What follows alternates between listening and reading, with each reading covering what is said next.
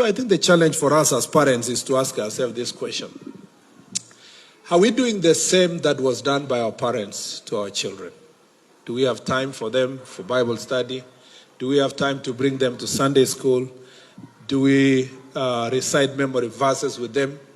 Are we just talking about the old good days when we used to be taught the faith, and at home we are whipped by our parents, and yet we reminiscent those days, but we never do anything about it for our children and our grandchildren?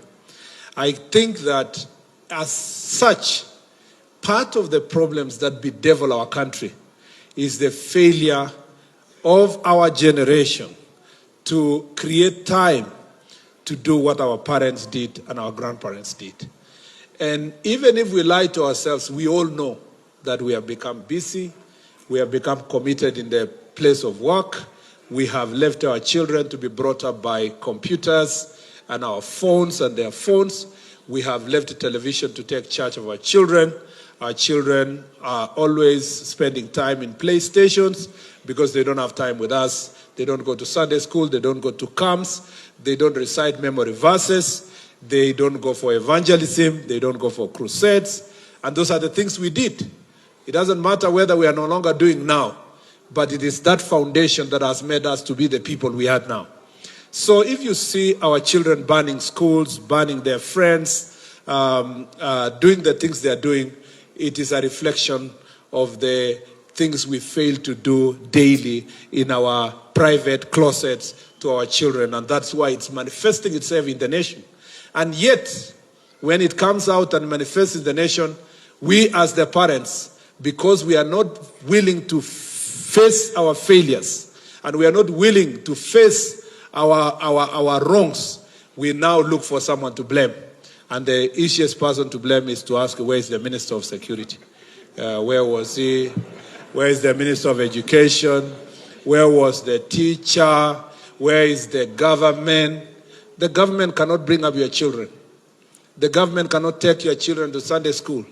They cannot read the Bible to your children at home. They will not teach good manners to your children. In fact, I dare say this. After I went to Tumishi, and of course, the school where we are with Reverend Mutangili, our children, Manasseh and my son Kipto, are all in Alliance High School, and when they had challenges there, and all these other schools.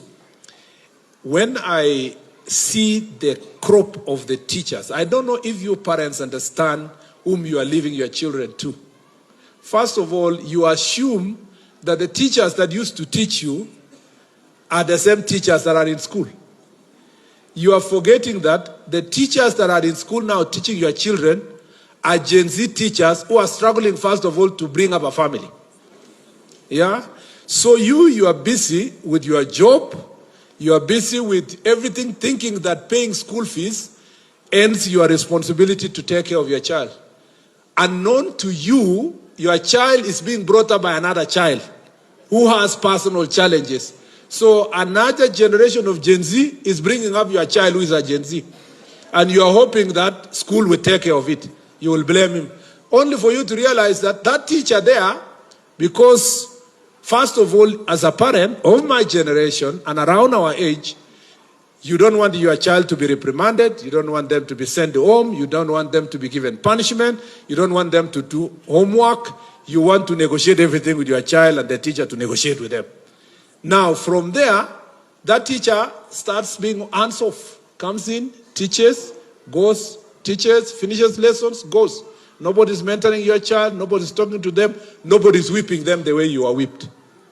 So, failure at home, failure at school. I want to say this. Where is the solution? The solution is in Sunday school. The solution is to have properly working churches and parents who can bring their children to the house of God, where they can be taught in faith,